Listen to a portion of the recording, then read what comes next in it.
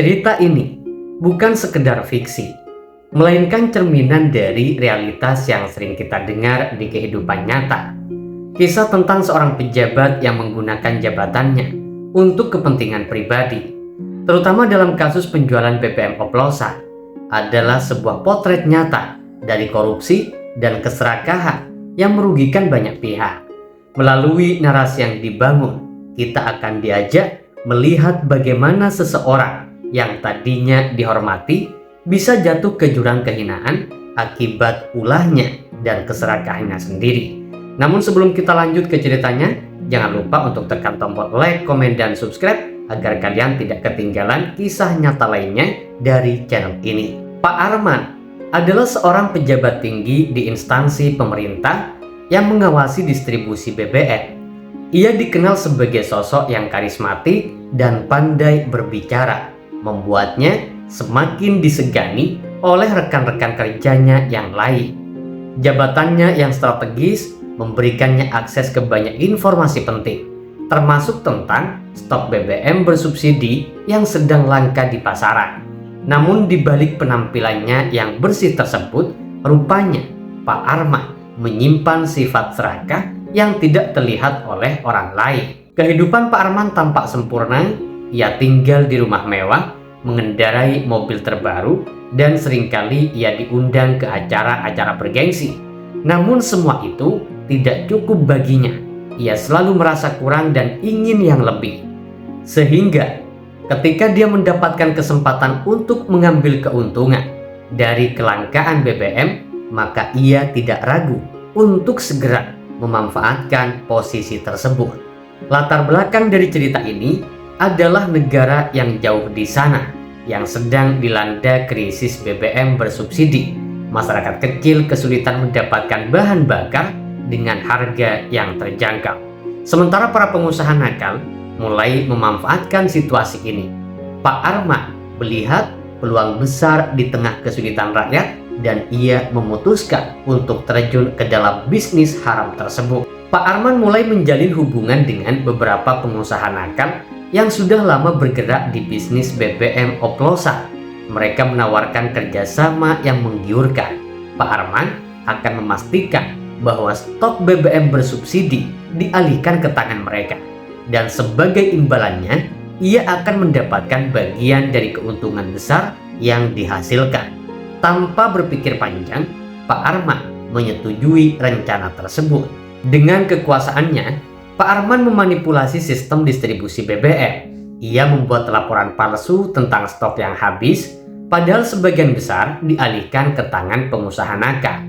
BBM oplosan kemudian dijual ke pasaran dengan harga yang lebih murah, menarik minat masyarakat yang sedang kesulitan ekonomi. Pak Arman merasa dirinya jenius, tidak menyadari bahwa ia sedang menanam bom waktu yang suatu hari siap meledak kapan saja. Keuntungan yang didapatkan dari bisnis haram ini tentu sangat besar. Pak Arman mulai hidup semakin mewah, membeli properti baru, dan seringkali dia pamer kekayaan di media sosial. Ia merasa tidak ada yang bisa menjangkau dirinya, apalagi menjatuhkannya. Namun di balik kemewahan itu, dampak buruk mulai terasa di kalangan masyarakat bawah. Banyak kendaraan masyarakat rusak karena menggunakan BBM oplosan. Beberapa bahkan mengalami kecelakaan akibat mesin mogok atau meledak. Keluhan-keluhan ini mulai bermunculan, tetapi Pak Arman dengan licik menggunakan kekuasaannya untuk membungkam suara-suara kritis. Ia menyulap beberapa pihak berwenang dan media untuk tidak memberitakan kasus ini, dan dia juga menggunakan buzzer untuk menggiring opini massa. Kehidupan Pak Arman semakin glamor. Ia sering mengadakan pesta mewah di rumahnya, mengundang para pejabat dan pengusaha ternama. Namun di balik tawa dan gemerlap pesta, ada bayang-bayang ketakutan yang mulai menghantuinya. Ia sering terbangun di malam hari, memikirkan apa yang akan terjadi jika rahasianya selama ini terbongkar. Meskipun demikian, keserakahan Pak Arman tidak berkurang sedikit pun. Ia justru terus mencari cara untuk meningkatkan keuntungannya, bahkan memperluas jaringan bisnis haramnya ke daerah-daerah lain. Ia merasa tidak ada yang bisa menghentikannya. Hingga suatu hari, seorang jurnalis muda bernama Rina mulai menyelidiki kasus ini. Sosok Rina sendiri adalah seorang jurnalis investigatif yang dikenal gigih dan tidak takut menghadapi resiko. Ia mulai mencurigai adanya praktik ilegal dalam distribusi BBM setelah menerima banyak laporan dari masyarakat. Dengan tekad yang bulat, Rina memulai investigasinya, menyusuri jejak-jejak yang ditinggalkan oleh Pak Arman dan juga kroni-kroninya. Setelah berbulan-bulan menyelidiki, Rina berhasil mengumpulkan bukti-bukti kuat yang mengaitkan Pak Arman dengan bisnis BBM oplosannya. Ia kemudian mempublikasikan investigasinya dalam sebuah artikel panjang yang langsung menjadi viral. Masyarakat kemudian marah dan tekanan publik memaksa aparat penegak hukum untuk segera melakukan tindakan. Pak Arman akhirnya panik. Ia berusaha untuk menghancurkan bukti dan menyuap beberapa pihak untuk menutupi kasus ini. Tetapi sudah terlambat. Investigasi Rina telah membuka kotak Pandora dan semua mata tertuju pada Pak Arman. Ia menyadari bahwa kehancurannya sudah di depan mata. Pak Arman kemudian ditangkap dan diadili di pengadilan. Proses hukum berjalan cepat karena bukti-bukti yang sangat kuat. Di pengadilan ia dinyatakan bersalah atas korupsi, penggelapan, dan pelanggaran hukum lainnya.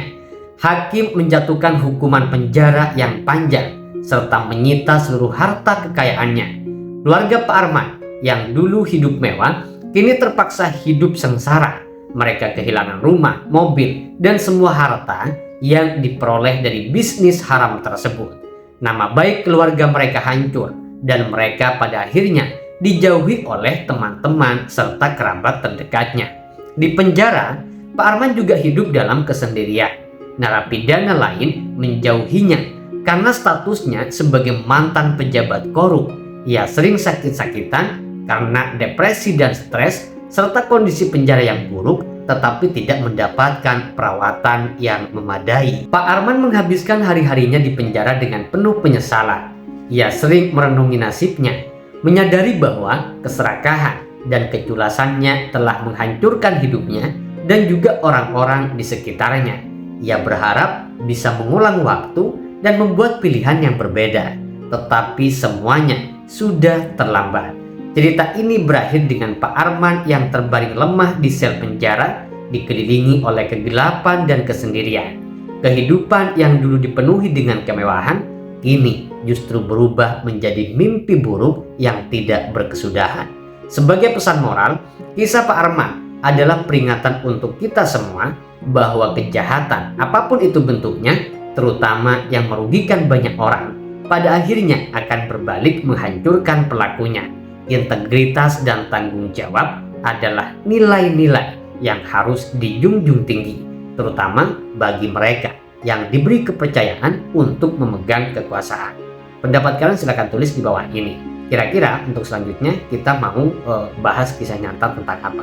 Tulis juga di kolom komentar guys.